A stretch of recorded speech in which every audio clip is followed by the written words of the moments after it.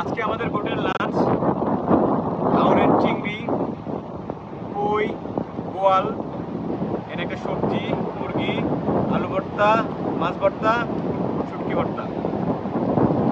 মাছ ভর্তা দিয়ে আগে ট্রাই করতে চাই।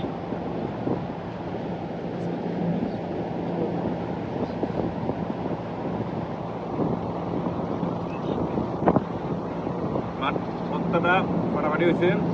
বোয়াল মাছ ট্রাই করি একটু।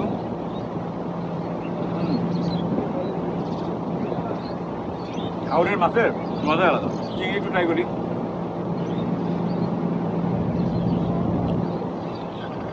শুটকিটা একটু ট্রাই করেছি, কারণ এর আগের দিন একটা শুটকি খাইতে পারছিলাম, আর একটা গন্ধের কারণে খাইতে পারি নাই।